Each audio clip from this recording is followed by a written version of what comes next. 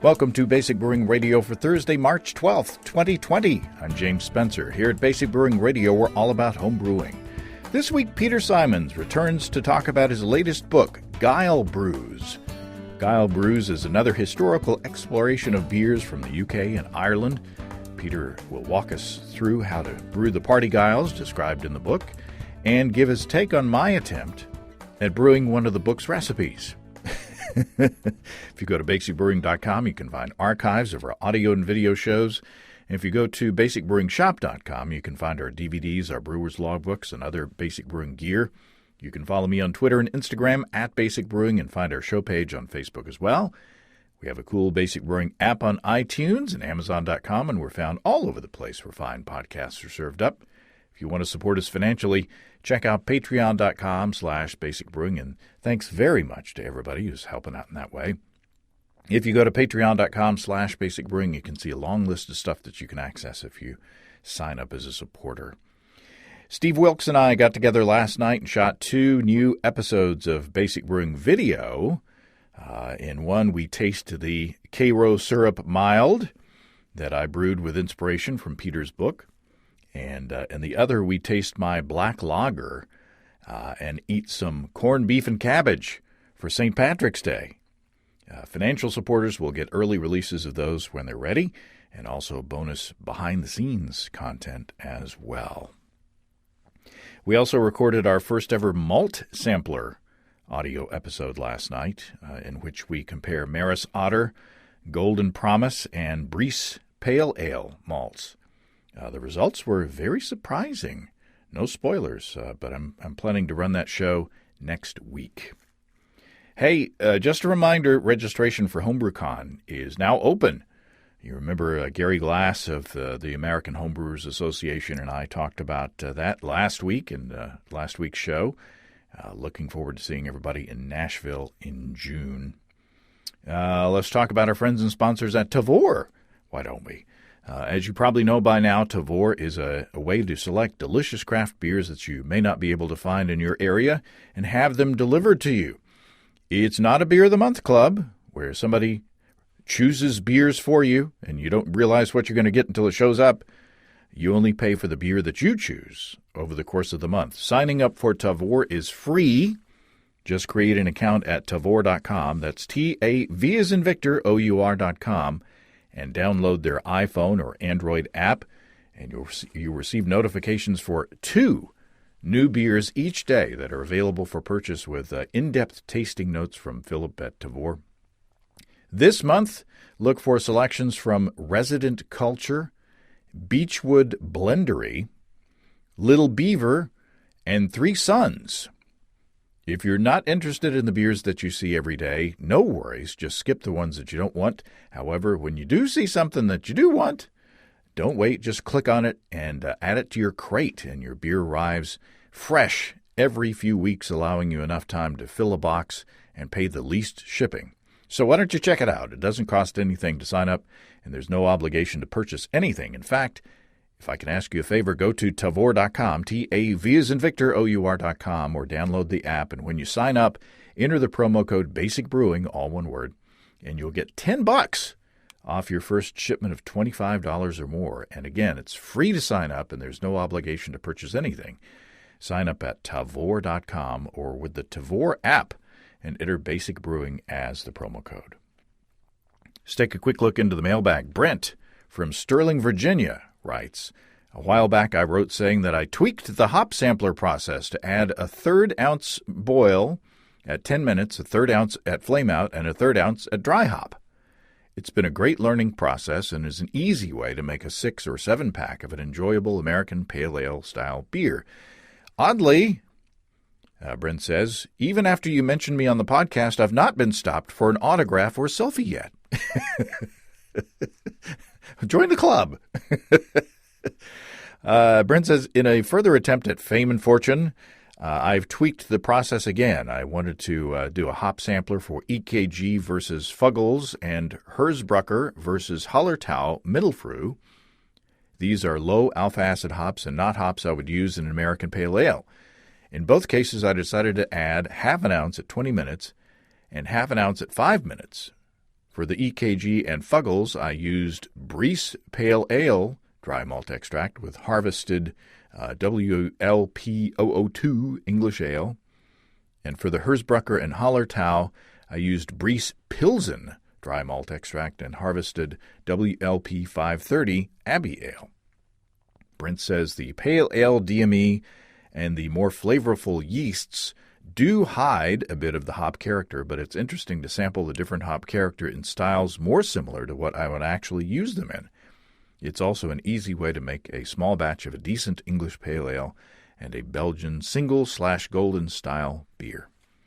Well, thanks, Brent. Those sound like really fun small batch experiments, and that may be an interesting direction to take the hop and malt samplers that we do in the future. Once we kind of get a feel for some of those malts, maybe we should try to make some compatible combinations of malt, hops, and maybe even yeast and compare them. The combinations are limitless. But you know what else is limitless, says Mr. Segway? The number of different beers that you can design on the Build Your Own Beer page from our friends and sponsors Desiree and Dave from High Gravity in Tulsa. If you go to highgravitybrew.com and find the Build Your Own Beer page, you can see all the ingredients that you'd need to put together an awesome beer recipe. A whole big homebrew shop full. Malts, hops, yeast, adjuncts, and the variety in all of the categories is impressive. And the Build Your Own Beer page keeps a running total at the bottom of the screen as you scroll down and look at all the ingredients and select as you go to let you know where you stand cost-wise, so that's handy. And speaking of cost-wise stuff, there's more good news from High Gravity. Desiree says there's new reduced pricing on their Warthog electric system controllers. So you can take the pain out of propane at highgravitybrew.com, and now it's even more affordable. And if you use the promo code EBC75BB, that's EBC75BB, you can save an additional $75 on your electric gear purchase. Check it all out at family-owned and operated highgravitybrew.com. Okay, let's talk to Peter Symons about his newest book, Guile Brews. Peter Symons, welcome back to Basic Brewing Radio. Hi, James. How are you going? It's going pretty good here. It's good to finally get you on the line. A little back, behind the scenes stuff. We've been scheduling this interview for 3 weeks now, and storms have come through not once but twice and knocked out your power and your internet on different occasions. So I was beginning to think that I'd jinxed you. No, I had you down. I had the voodoo image of James Spencer, the doll, and everything, and I was giving it a good poke, but it wasn't improving the situation. Well, I can't tell you when the last time I had a good poke, but look, I didn't say that. Now, on a serious note, you're the first person that I've talked to on the show who's in Australia. And, your country and your continent has been in the news as of late as being on fire. Understand that the situation down there in different areas has been, pretty dire. So can you give a man-on-the-scene report of the situation down there and kind of give us an unfiltered, view of the fires down there? Yeah, well, there's no two ways about it. It's been the worst bushfire season that Australia's had for many years. I live in Sydney, which is in New South Wales, on the east coast. Victoria and New South Wales and parts of Queensland have had huge bushfires. I saw a graphic on social media that showed just one of the fires was the size of Belgium. Belgium's not a small country, but that was just a part of New South Wales. The situation in Sydney, we've been ringed by extensive bushfires, and to be honest, we've got out of it fairly lightly. We've had very poor air quality from the smoke from the fires, as has Canberra, and that smoke has gone up to hazardous levels. But that's small beer, really, in comparison with the people that have lost their houses and livelihoods, etc., particularly down on the south coast of New South Wales and eastern Victoria. It's been horrendous, and whilst the reporting has shown animals and whatever in distress, you have to remember that Australia is bigger than the United States in size, and this is a relatively small portion of the country, even though it's had a huge impact. So there are plenty of places in Australia that are fine, and as you mentioned about the storms and that rolled through in the last couple of weeks, that's actually put out some of the fires that have been burning since last August. Mm. And we've been going through prolonged drought, and most of the country areas are still in drought. But the event that knocked out our power filled the main storage dam, Warragamba Dam. It went from 40% full to 80% full in a weekend. Wow. Yeah. And of course, all of that storm damage took down power lines and whatever. So it's we seem to be having more extreme weather events, or more frequency of extreme weather events, and I think everybody has to save the planet as best they can. Hmm.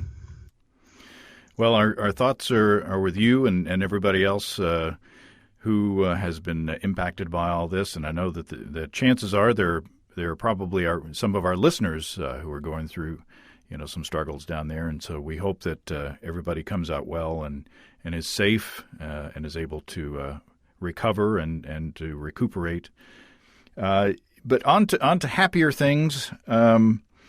This is your third book of the series, Guile Brews, and well, it's definitely the third book of a series. It's an outlier. The first two were primarily Australian historical recreations. But Guile Brews is different. Guile Brews has really come about from the amount of information that I harvested in the UK and Ireland over the last 8 years or so. And you were able to gain access to archives from these breweries and actually look at brewing notes and inventories and all these firsthand historical documents about how these half a dozen or so breweries in the UK did their business from day to day through a long time period. Yeah, the access to the brewery archives.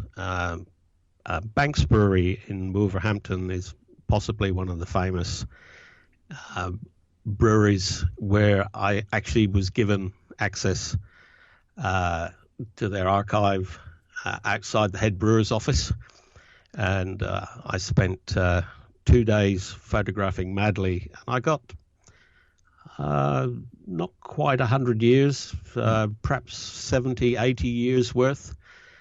And I sampled to be able to do that many. But what it does give you is an appreciation of how things stay the same, and importantly, how things change by various events.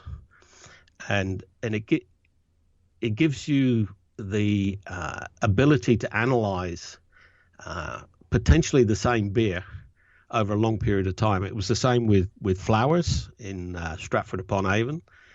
113 years worth of IPA, and IPA is not was not the same in 1969 as it was in 1869. So it gives you an opportunity to reflect on how the style, as we would now call it, how the style has evolved over time. And styles do change over time, and having long contiguous periods to analyze really enables you to zero in on events and things. You've got charts and graphs in there following, for example, the original gravity of one of the beers, and it's kind of a roller coaster because you have World War I, you have World War II. Some breweries had they were either bombed by the Germans, or caught fire, or blew up, or in one case, one of the brewers drowned in one of the brewing vessels. So, you kind of chart the ups and downs of these breweries over time, and then you can tell how these historical events affected brewers' access to ingredients. And also regulations, that change the character of the beers over time. So it really is an interesting example of, like you said, when you talk about a beer style, you're really just taking a snapshot in time, and it's where you put the pin in the timeline as far as whether a certain beer that you're brewing is sort of within the quote unquote style guidelines. Yeah, very much so. As you mentioned, the signature events were really the legislation passed during World War I, which affected the UK. And I just need to get the terminology right. The reason this is a book about Cornish, Irish, and English beers, and it's very specifically written around that because Cornwall is a separate part of the UK. It's not part of England. It's a separate place. Ireland is definitely Ireland, and England is the other bit that's not Wales and Scotland. So the UK is treated as Northern Ireland, England, Scotland, and Wales, whereas in the book I'm very specific about Cornish, English, and then Irish. So the changes that happened in World War I affected Ireland because Ireland had the first throes of independence with the Easter Uprising in 1916, I think it was, and those events meant that the legislation that controlled Irish brewing changed from about 1922 onwards.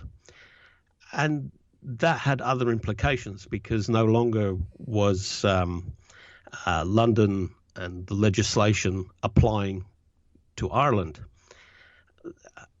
Lots of things stayed the same, but other things changed.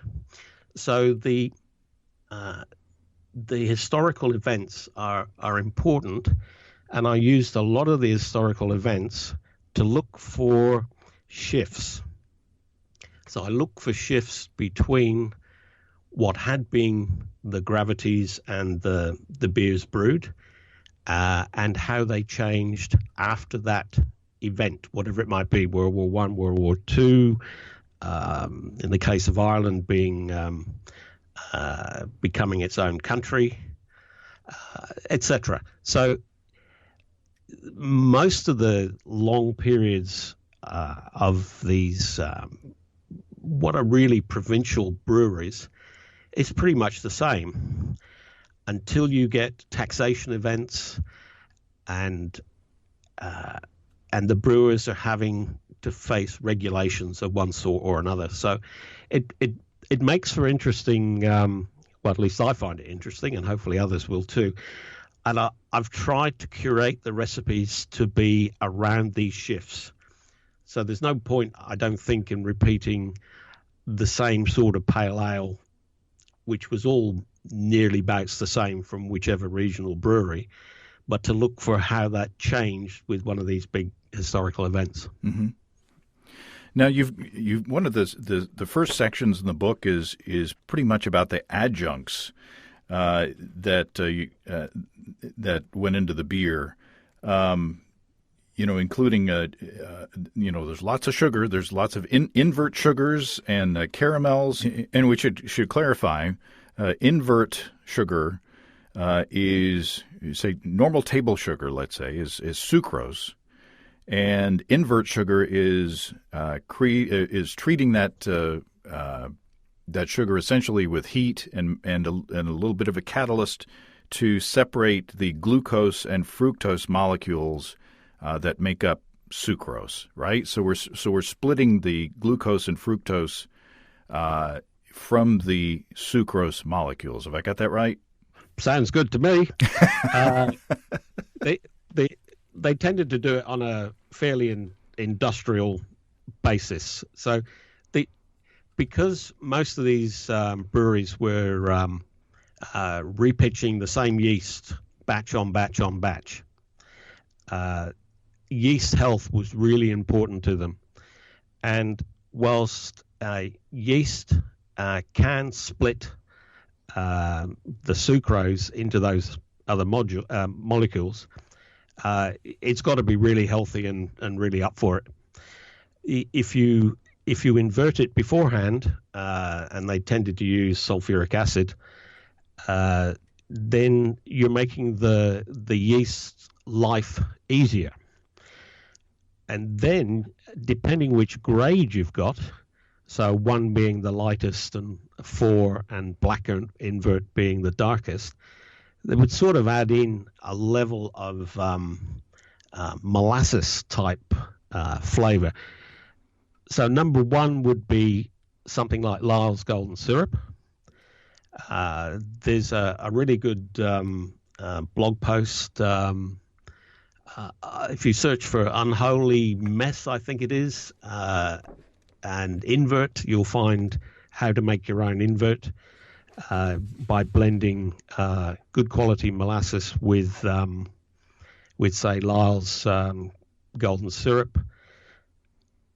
And the invert leaves a residual flavor.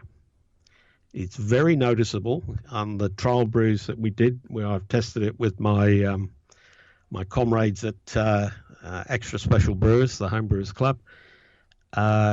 You get a definite tang, and you get a sweetness coming through. And you need to balance that sweetness with enough hop bitterness. Otherwise, it tends to be a bit cloying. So it's the perception of sweetness that you get in the flavor that you need to balance out with enough hopping. Now, the title of the book is Guile Brews, and what brings to my mind first is the term party guile, where you use you take two or more runs at a single mash to make different beers, and we've done that through the audio show and the video show in the past.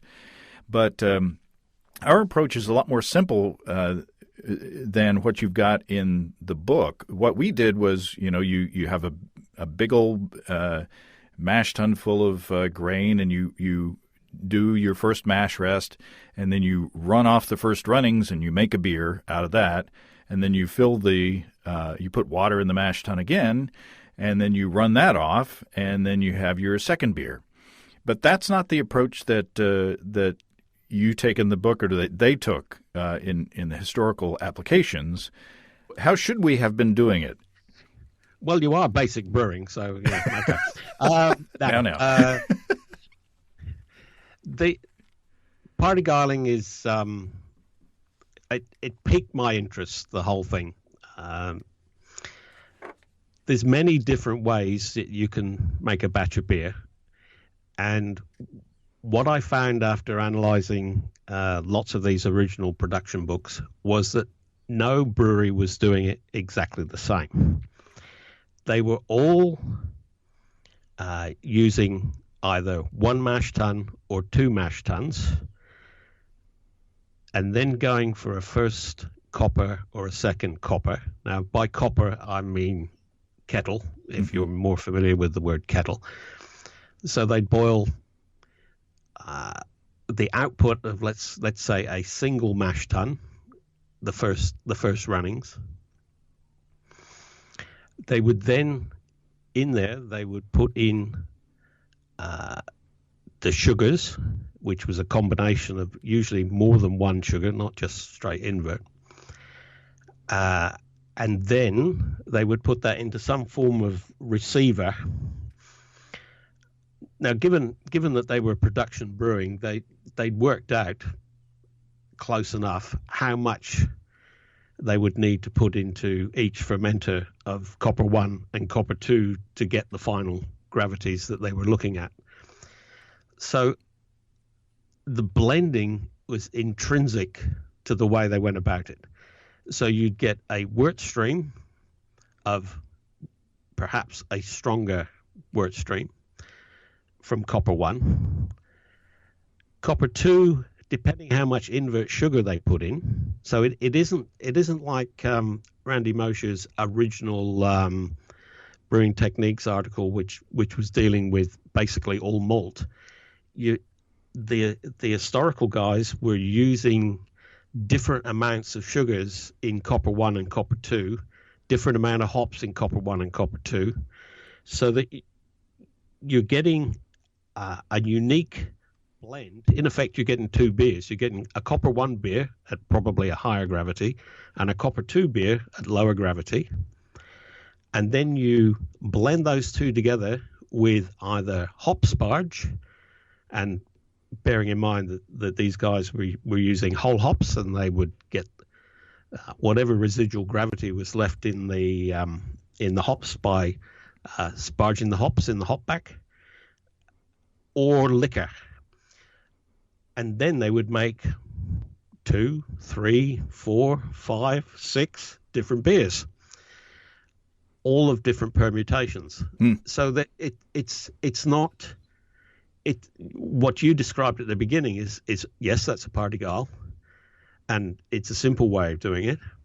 This is adding layers in where you've got different blending ratios. In terms of recreating the beers, you obviously get different bitterness levels by the way you blend them, and you get different colors. So some breweries brewed beers that were 1042, 1030, and we're really just doing high volume beers. Other breweries were doing the brew a big copper 1 and then apportion it over several different beers, and then copper 2 went in different proportions. And they tended to always use the copper 1, a proportion of that in whichever beer they were producing, because the second copper would be thinner in flavor and wouldn't have so much maltiness, shall we say. Mm-hmm. I tried to pick a series of examples of just how different breweries actually did it based on their logs. I always found in the party Guiles that I've taken part in, the second beer, the second runnings beer was just kind of mostly thin and unsatisfying, and I could tell that if we had taken the time and blended some of the bigger beer into the smaller beer, and in some of these processes, vice versa, then you'd get a more balanced output between the two beers that came out of that process. So how do you? I mean, on a brew day, if you're a home brewer and you've got, say, one mash tun, how many vessels are you going to have to to do this approach? Because you've got to have one vessel to collect your first runnings, another vessel to collect your second runnings, and then are you going to have two kettles or two coppers to blend those two outputs? Yes, all of the above.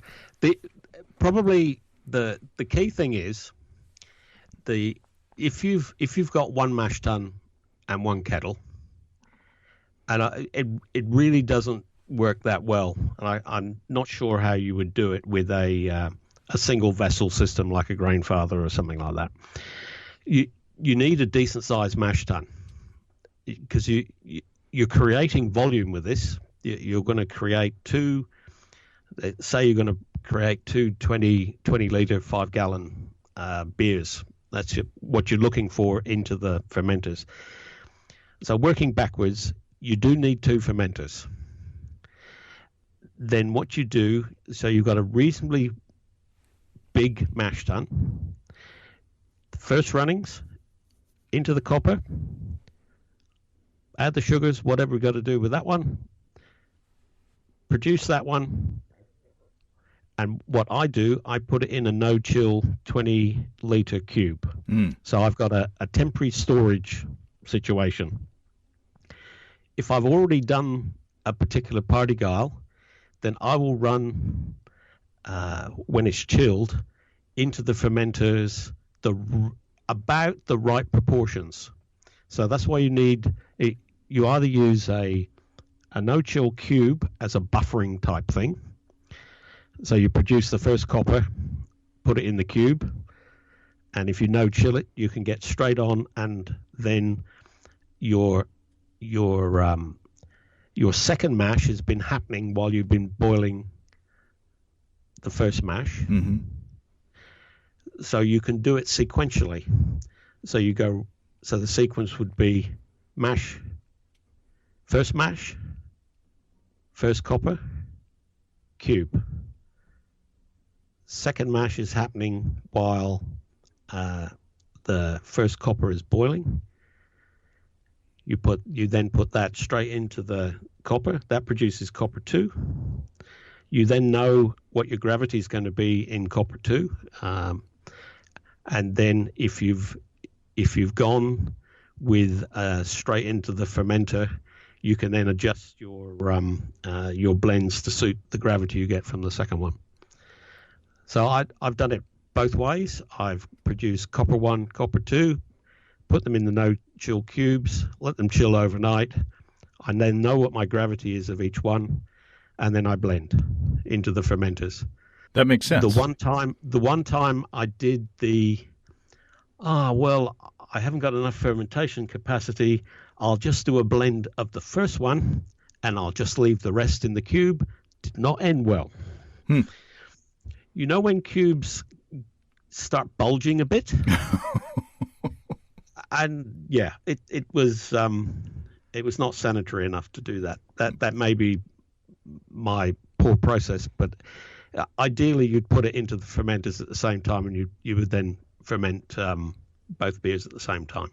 Really good for producing different beers of different gravities. When Steve and I were talking about this, his question was, why? Why would they go to all the trouble of doing a party guile? Why wouldn't they just do a straight brew of each of these beers? But the way you describe it, it sounds like collecting these 2 worts gives them the flexibility to make tailor-made several different beers out of these 2 worts, as opposed to one beer at a time. Well, in some records, they've party guiled an AK or a K light ale with a pale ale. And in other cases, they've done them as a single batch, which has been really good for me, because I can look at the single batch and see how they've what their thought, because you're dealing with a production record, not a recipe. Mm-hmm. So you have to try and get to grips with how they were approaching it and what sort of plant they had. So why you would do it, I think the way they were doing it was they had tied houses. They needed a product range. So you would have your bog standard bitter, you'd have your best bitter, and you've got your pale ale. and they probably didn't sell so much pale ale, so that was a higher gravity and they had a less volume. It's really good if you're there was a beer called the Devonish Crabber's Nip, and the way they did that one is that they party-girled it with their mild. So Crabber's was 1066 and the mild was 1030.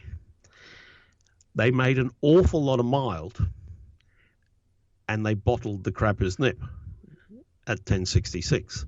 So if you wanted to have that's the classic small amount of high gravity, lots of low gravity. Mm-hmm. The other ones, I think they were just looking to fill a different gap in their product range. You know, different alcohol, different price ranges. And when you say tied houses, do you mean pubs that are owned by the brewery and therefore they're supplying all the product for it? Yeah, that's what I meant by a tied house, yes. Nearly all of these provincial breweries, they had their local pub estate that they supplied. Now, I looked in the book and I picked out a recipe that I wanted to try. And then I did what will make your eyes roll and your face cringe and all. I started substituting for things.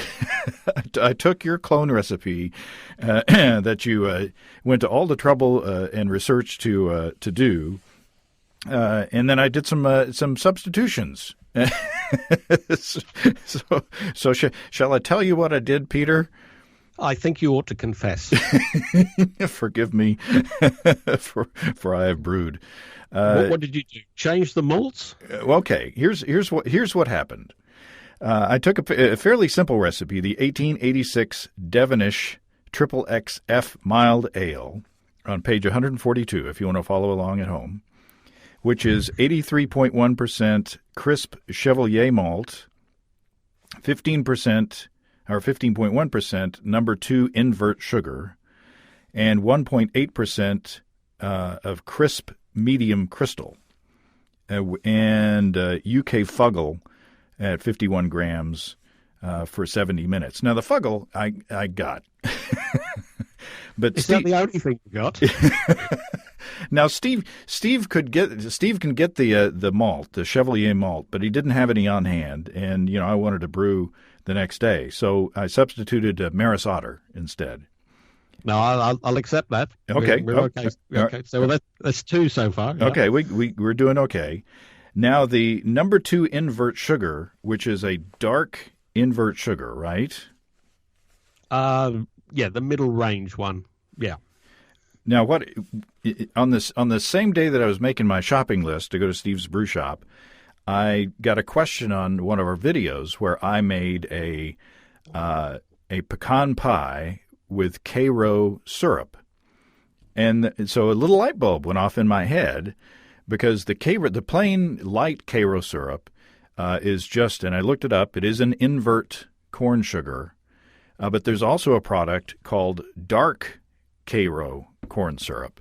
And I thought, well, if the light corn syrup is an invert sugar, I wonder if I just get the dark version of it and see what that does. So I got this Karo dark corn syrup, and I looked at the ingredients. It says corn syrup, molasses, salt. It doesn't have it. I tasted it. It's not salty. And sodium benzoate, used to protect quality. So you're not familiar with Karo syrups of any kind, and I showed you on the video beforehand. I held up the bottle so you could look at the color. So what do you think of my substitution there for that? Well, I pulled it up on the screen.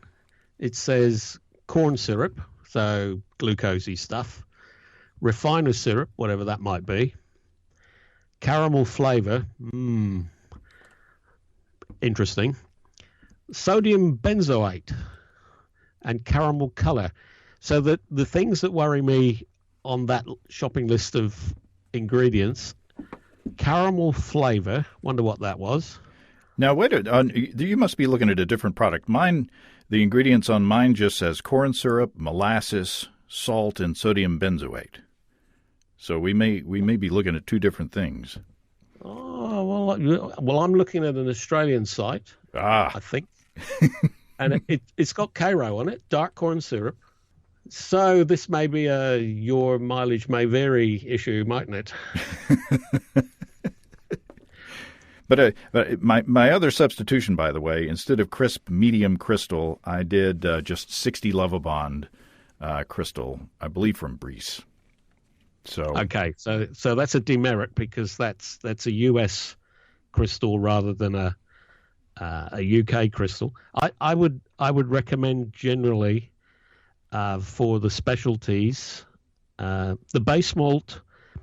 If you can't get Chevalier, then Marisotto. I like Thomas Fawcett or Simpsons. But I think if with the specialty malts, ideally Simpsons, Baird's, Crisp, they are distinctive. Some recipes call for crisp brown malt, and I would strongly suggest that you seek out that particular malt because it has a wonderful flavour and gives a very distinctive character to the beer. So the base malt should be English. The specialty malts should be from the UK. Hops, they need to be UK hops, unless we've got some of the hops there that might be from the US, like Cluster.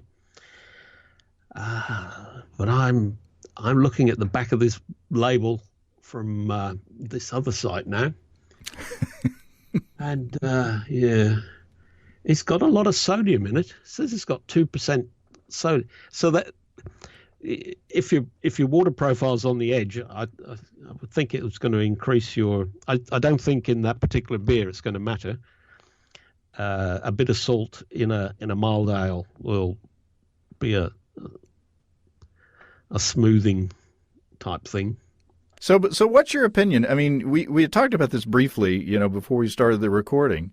That here you go to all this trouble to research all these recipes, and you design these clone recipes to be as close to the original product as possible, and then homebrewers.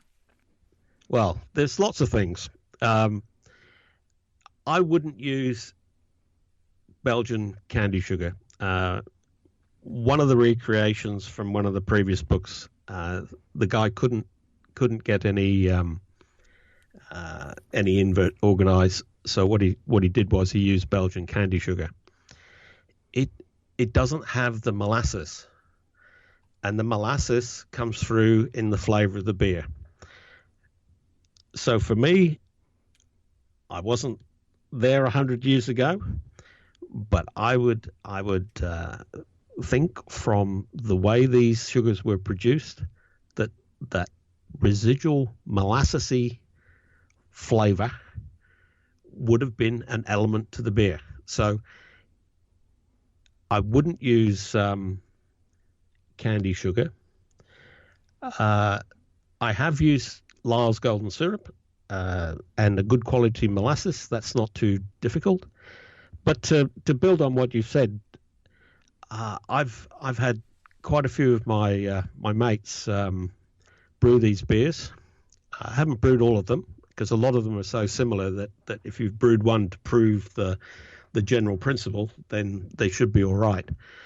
I did want to make sure that if you brew the beer as written, it would give you a good beer, which is why I had my mates brew quite a lot of the beers. And I've had the same issue with them. So I'd be tasting the beer at our homebrew meeting, homebrew club meeting, and I said, yeah, that's okay. And then you get the confession, and the confession is, well, I forgot to put this in. I couldn't get this. And we're only dealing with the ingredient side. The process side makes a huge difference as well. I made a change in Guile Brews with the water. I I realized after a while that trying to preempt somebody else's water profile was not very sensible. So I've used brew and water for my calculations and made some recommendations, but everybody's going to have a different take on there. I don't really advocate using some of the historic profiles because nearly every brewery record that I've seen has done some form of water treatment or another. Mm-hmm. And who knows what their water source was at that time anyway. So, yeah. So water's an issue. Process. Everybody's got a different brewing system. I presume you did this on your high gravity thing? Yeah, my brew in a bag system. So yeah, I got a higher gravity than the recipe called for. I got 1064. The recipe predicted 1056. So yeah, it's going to be a different beer. Yeah, well, you didn't use the same ingredients for starters. No, look. In all seriousness, it will be interesting to see what the taste comes out like. Did you add some liquor to get it down to 1056? No. No. Okay. Recipes are a starting point for me, and I use them as inspiration sometimes. So, is that your mea culpa? Is it? You're cramping my creativity here, Peter, with your. Did you mash at 71? Oh yeah, well, 70. Oh, well, it's only one off. 71 scared me, so I was like, that seems. So I did. If you're going to get 1016 with modern malts, my experience is that you have to mash higher and for a shorter period to try and keep some dextrins in the wort. Mm-hmm. Otherwise, it'll ferment right out. So I've chosen yeasts generally to be English yeast. 002 doesn't attenuate as much as, say, WLP 007, which is the Whitbread. And if you want something that's a bit more fruity, then the Burton Ale yeast, the 023, and Irish Ale 004 for the Irish brews.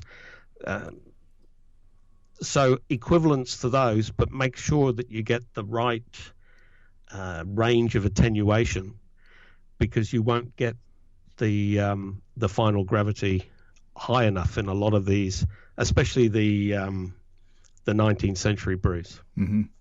And if you're adding sugar, that's going to be a challenge, to not drying out too much in the first place.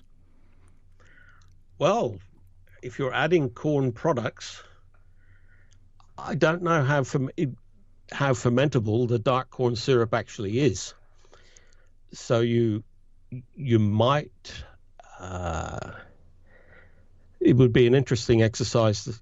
As I say, it's got interesting connotations using the farrow,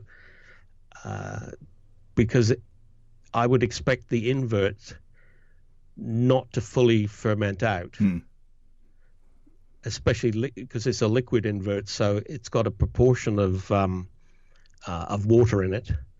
So whilst you're putting in a certain amount weight stroke volume, it's I don't know how fermentable those sort of sugars are. It isn't 100% fermentable for sure, because there will be other things in it that won't ferment, and water. Well, it'll be interesting to see how it turns out, and I'll report back to you. That would be good, because this is one I don't think I've brewed this one. So you are the test pilot. And I'm flying blind. Apart from the fuggles. I'm doing loop-de-loops when I should be on a straight course. I want to make sure that what I've put forward will turn out to be a decent beer. As a basis for experimentation and doing other things, sure, you'll be in the ballpark for a pale ale or a mild ale of a particular period. So yeah, that's fine. Well, Peter, I appreciate your patience, and I hope your sense of humor about the whole thing. It is a really interesting book, not only from a practical brewing perspective, with the recipes and discussions of the ingredients and all, but, from a history, if you're a history buff, you'll like this book as well, because it does go into a lot of details about these breweries, and so you get, kind of a picture of, how beer evolved in that part of the world. So it's a very interesting read. Good. I'm pleased you enjoyed it. I'm interested in how people. I mean, I know people are not necessarily going to take the recipes verbatim because there's too many process variables and ingredient variables. But as I hope I've outlined, that there are certain things that are important, I think, to the flavor from a particular period. So, one of the things I'd like to mention is there are a lot of different beers. I mean, there's 82 different beers, which I reduced down from considerably more. And if you're not sure what to brew, I have some suggestions if you're interested. Okay. So, a post-World War II best bitter called Banks Pale Ale. Now, this is a fairly straightforward recipe. It uses brown rice malt syrup, which I would expect you could get from Whole Foods type stores or supermarkets. And it's got number 1 invert. So that produces a nice pint. If you wanted to do a stout, you could go for the 1889 Murphy's Extra Stout and expect it to be quite different from modern Irish Dry Stout, which is a different thing altogether. And I'm not going to say any more. You'll have to brew it and find out what I mean. Now, if you want a low gravity quaffer, say around 3.2% ABV, the 1943 St. Austell Pale Ale, that was the first keg that was kicked last Christmas. It just was ideal for don't forget, Christmas is summer here, so you need something that you can have a few pints of and not fall over. And that one was interesting because of the adjuncts that were used. It had some rye and some other adjuncts in there. And it gave a bit of complexity to what was a very simple beer. And a lot of these very simple beers are like American Light Lager.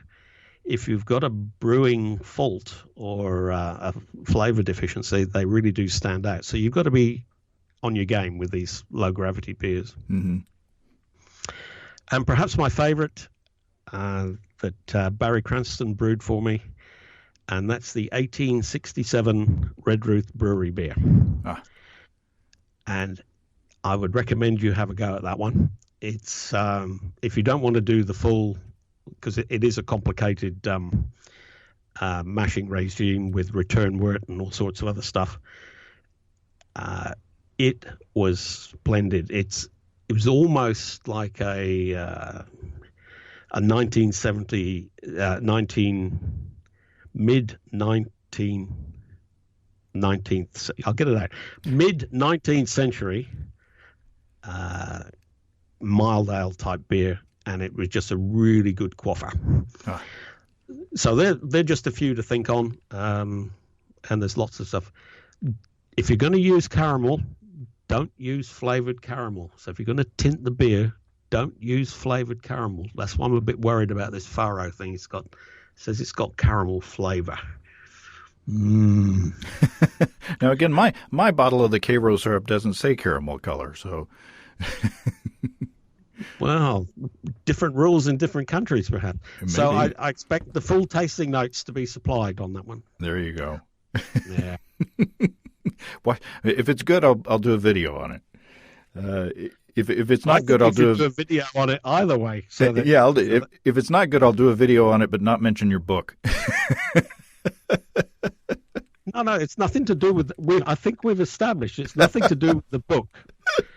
I mean, the name of the beer comes from the book. I think that was about it, wasn't it? Oh, well, Peter, this has been fun. I appreciate your taking the time. No, I've enjoyed it. It's always good to speak with you. And as I'm working on book number 4, wow. If any of your listeners have got production records of U.S. lager being produced 1870 to 1900, I'd love to hear from them. Oh, wow. Wow. Well, hopefully it won't be another 2 years before we get together again. No, hopefully it won't. Gosh, 2 years already. Time flies. It's been great talking with you. Cheers, Peter. Bye. Thanks again to Peter. By the way, despite my wayward wanderings away from Peter's original recipe, Steve and I thought my Cairo syrup mild turned out pretty good. Pretty good. I'll post a link to where you can find Peter's book in the description of this episode on basicbrewingradio.com, or you can just search for Guile Brews on lulu.com. That's LULU.com, and have one printed on demand. If you have brewing questions, show suggestions, or just want to say howdy, write to James at basicbrewing.com, or just fill out the contact form at basicbrewing.com, and please don't forget to tell us where you're from. Check out our mobile-friendly shop at basicbrewingshop.com. Thanks to everybody supporting us through our Patreon page. Special goodies coming your way. Check that out at patreon.com/basicbrewing. That's all until next time. Until then, thanks for listening, everybody. I'm James Spencer. Production help for Basic Brewing Radio and our website is provided by Kelly Dotson. Basic Brewing Radio is a production of Active Voicing. We'll talk to you next time, everybody. So long.